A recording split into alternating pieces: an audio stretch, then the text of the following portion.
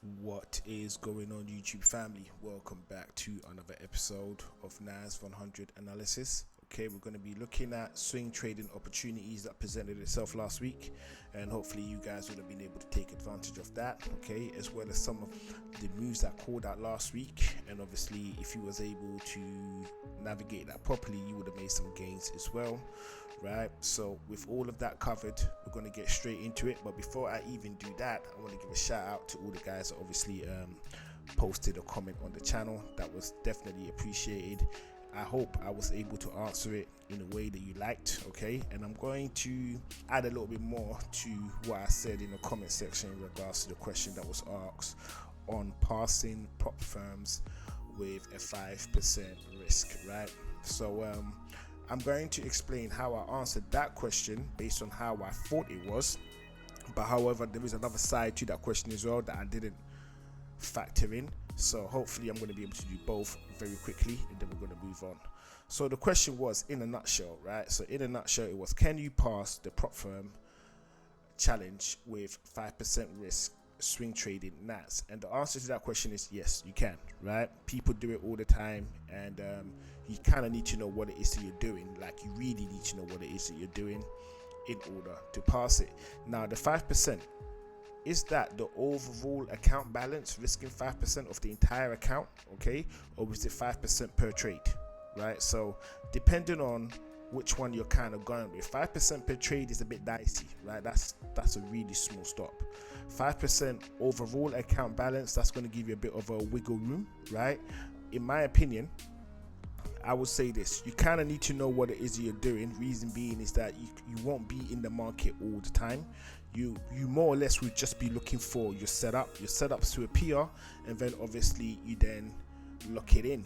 Now, as I understand prop firms, now the rules may have changed because I don't really look too much into it, right? I haven't looked too much into it just because I'm like, I just want to do it for myself, keep everything 100% for me, right? I'm not really trying to share profit split. I'm not trying to do any of that. I'm trying to keep 100% of all of my work and effort for myself, right? So I haven't really been looking into it. But however, people are doing well in it, so I'm not going to knock it. People are actually doing well with the prop firms. So I'll say this, right? You need to know what it is you're doing, right, in order to make those gains happen, okay? And also, if there is a time limit, then that makes it that much more harder for you to obviously navigate, because just having a 5% risk management, but say you're restricted to 30 days, right? That's going to be a little bit tricky. It can be done, but it's going to be a little bit tricky. It requires you to really know what it is that you're doing and how you're doing it, right? So I hope this answer is good for you. I hope it makes sense, and I hope obviously you're able to pass your prop firm challenge. I wish you nothing but the best of luck with that, right? So with all of that covered, we're going to get straight into the analysis of today, right? So the analysis of today is based off what we did last week in regards to how market moved, right? What opportunities I was able to take advantage of, right? And there was one that I took. So I took one trade last week. I won that, and I didn't take any other trades outside of that. So just that one trade that I took last week, I won that trade, and that was it for me, right? And now I'm waiting for an opportunity, possibly next week, for that to come up. I think that opportunity is kind of presenting itself. I'm going to go into details with you on that a little bit right now, and hopefully you guys can kind of see my logic in terms of how I think market is going to move and how it's going to do it. Hope of all of that obviously is quite clear. So let's just get straight into it. So last week, this is what I said on the last week's video. I turned around and said that we might be having a head and shoulders up here, and there's a possibility the price is going to come down. And if price takes out the weekly high over here, right, which was the previous week's high over here, then we kind of need to be careful, because that could be an okie doke. It turns out that I was right.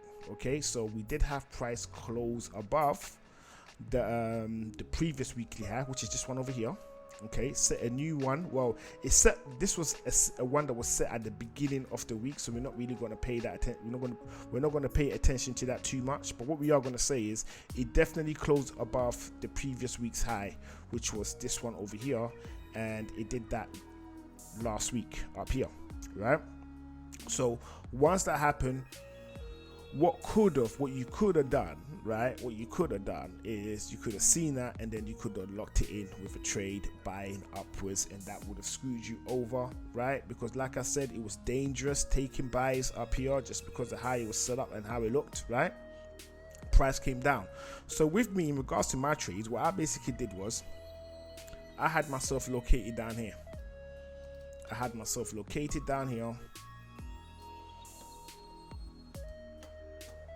Right, which was yep, I had myself located down here, right? And as soon as we had the close below that level, I took my sell over here.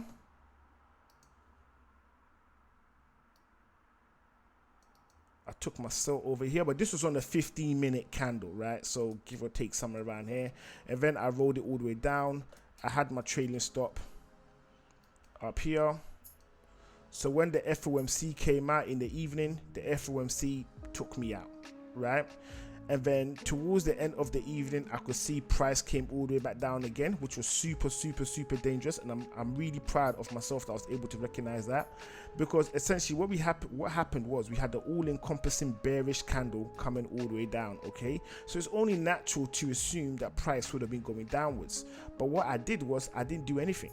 I just said, no, I've had my fill. This area here is 100% confusing, so I'm just going to stay out of it. Now, my first view of this area over here, right, was what kind of had me worried the most, was because I came up with this concept. This is what I kind of told myself, right, which was incorrect, because it was the other way that it was happening. I will show that to you. So I said to myself, okay, this is an inverted, this is a head and shoulders, right? That's what I said to myself. This area over here is the head and shoulders, and price is going to fly downwards, right? That didn't happen. What in fact was going on was the head and shoulders wasn't here. It was the other way around. This was the head and shoulders, right? And then we had the head, and then we had the one shoulder. Let's get rid of that. And then we had the head. Let's make this down here. Then let's bring this about here. So this is what we had going on the bottom end, right? Which is really hard to tell. And I was only able to spot that after. So after all of that had taken place, that was when I was able to realize that was the actual move that was happening on this side, right? So with that done, one trade, I got that. I didn't do anything else for the rest of the week, and now I'm waiting for an opportunity next week so I can obviously join the market. My new trading strategy that I'm using is I'm keeping everything the same, just adding one component, which is I'm going to do my utmost to be way more patient in the market than I am. So normally prior, right, I'll be putting trades in every day. I'll be in a new one, or I'll be managing an existing one, and if I had nothing going on, I would then force a trade. I would then find an opportunity to get into the market, and one or two things can happen. Either I'll win really small, right, or a little something, right, or I'll just lose, and I'll just lose big, like basically stop loss hit, right? So that's what was happening. Now what I've decided to start doing now, I'm focusing more on, is actually looking for my setups itself, and then wait for those. And if I get 3 of those in a week, perfect, I'll take all 3. If I get 1 in a week, I will take that 1. If I get none in a week, I'll take nothing. I'll do nothing. I'll just wait. So that's my kind of setup that I'm doing moving forward. So that was the move I made. We had a bit of a gain, nothing goes after. We didn't get any of this, so all this move to the upside, I didn't get any of that. I just got this move down here because I was only looking for sales based on what I said in the previous video, and I recommend you go check that out. So with that covered, we're going to get rid of these levels over here because we don't need that anymore, right? I'm just going to have a quick look to see if there is anything that we can use to help us really figure out actual potentials for next week. So just bear with me. I'm kind of doing this on the fly right now, so we're literally doing normally I have an idea where everything is going to be before I actually make the video. So this one here that we're doing right now is a live analysis. Well, it's not live because obviously it's pre-recorded, but you know, you get what I mean. We're doing an actual one right now. So let's have a look. Let's just okay.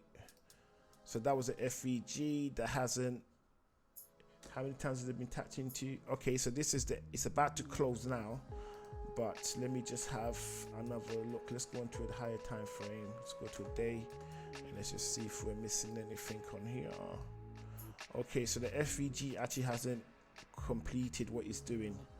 We have another one. Let me make this a little bit, yeah, do it like that. And then once we've kind of got all this side figured out, then we're going to look at levels of interest. Okay. So we found the FVG on a 4 hour, right? So we found the FVG on a 4 hour. Let me just change the colors up on this a bit. Let's just make this, yep. So we found, so the white one beneath that, right? So this one is the FVG found on an hour. And this new one that we have right here is the FVG found on a 4 hour, which is way more stronger, right? And then let's go higher up. Let's go into a day and let's see if you can see anything else interesting show up. Okay, so we have no FVG. So the first FVG that we have, the white one, is also an FVG for the day as well. Let me send this to the back. It's the arrangement. Send backwards. Okay, so let's just bring this out a bit.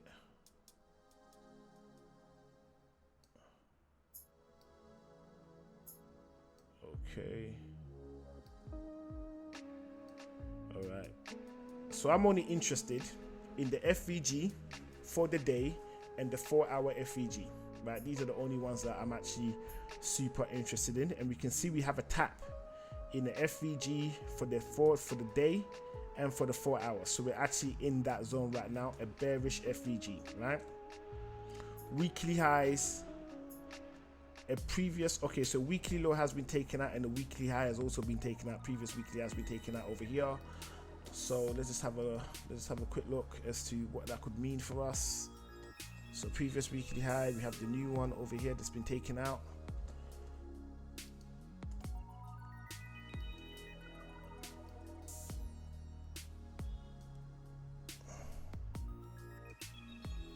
Okay, let me assign a label to that. Weekly high. And and the new weekly low is this one over here.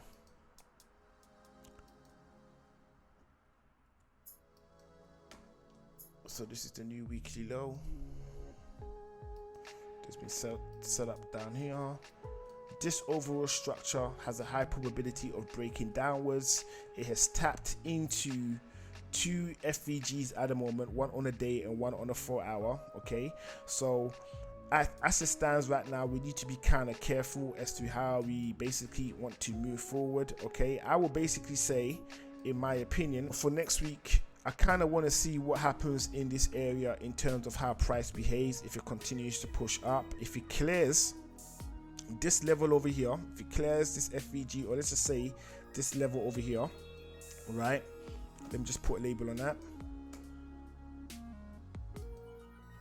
So if it clears 18202.7, then I would be kind of preparing myself to be taking buys. I'll be super cautious, right? Super cautious, because I don't think the NAS100 is bullish. I think it's bearish, right? So I'll be careful. And if it clears the main one, which is the main high, as it stands right now, okay, this one over here, then I'll be like, okay, cool. I'm actually looking for serious buys in the market. But as it stands, what I will be doing is I'll be cautious in terms of how I enter the market when I do, depending on what conditions are met. So let's get rid of this label over here real quick. And like I say, if there's anything with this analysis that you disagree with, by all means, feel free to put it in the comment section. Okay, I will get back to you. I do respond. So just put it in the comment section, and then we look at your views and we see what it is, and then we take it from there. I just thought I'd just rejig this trend line a bit.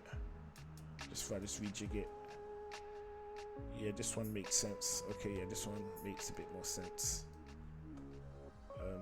Just rejig this. Yep, this makes a lot more sense. Okay. Okay, so as it stands, so if next week, so if next week I was say for example I wanted to start looking for moves taking plays in the market, because I believe this is all bearish, right?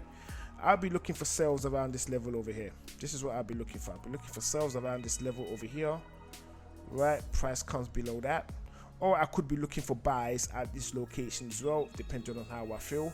But this overall structure that we have over here has a higher probability of breaking downwards. So the only time I'll be looking for buys in this structure over here is if it clears one of these highs, right? If it clears one of these highs, even if it clears this high over here, okay, I'm still not ready to jump in because of the FVG that we have in this area right now.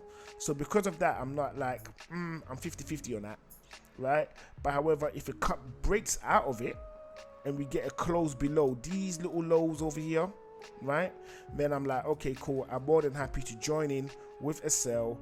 I'll cover this whole area with my stop, so my stop will be somewhere up here, and then we'll see what market does. And obviously the idea will be, hopefully it goes my way, right? We've done the absolute best we can to make sure that everything is in line and in favor with what we expect market to do. That's how I would approach it, right? So once again, moving forward, the same rules that I always go by is what we're going to be working off this week as well. So I'll be waiting for a weekly high to be taken over, right? To be taken out, not taken over, taken out. So weekly high to be taken out, and that will be 17947.0. This move, I'll be cautious when it takes place. I'll be very, very, very cautious when it happens, right? When it happens over here, right? Because I'm 50-50 just based on what is happening and the zone that is happening in, right? This one is the one that I'm mainly biased towards, which is the weekly low. So weekly low gets taken out 17285.7. Depending on how this is taken out, I'll be looking for sales. So the idea will be this: price comes down from where it is right now, closes below here, I'll put in my first sell, right? It then takes out this weekly low and settles underneath, I will then put in another sell, right? If I'm lucky and price takes out this weekly low down here, then I know we're all good. I will add in another sell. I will bring all trailing stops down to a decent level, covering the first two trades if I'm lucky enough to do that, and then we ride it down and then we see what we get. And also bearing in mind, there's a major level down here as well, major buy side level. So price goes below this level over here, I know we're all good. The drop to the downside is going to be massive, at which point this is when I will remove my TP and I will only be working exclusively with a trailing stop, right? And that will be that. So the next thing I also want to add is make sure you check out the previous week's video, right? So that is going to be in a thumbnail, probably around here somewhere, or maybe here, depending on how YouTube organizes it, right? And also, if you're struggling to understand this whole concept of weekly highs and weekly lows, I have a few ideas for you that I think might work out, especially if you're new, and that is look at the back testing videos, and there should be a thumbnail for that around here or around here, depending on how YouTube has organized everything, right? So with all of that covered by awesome people from all around the world, I want to thank you again for coming over to watch another episode of NAS100 analysis, and I look forward to seeing you in the next video very, very soon. So for now, this is Pips and Points signing out.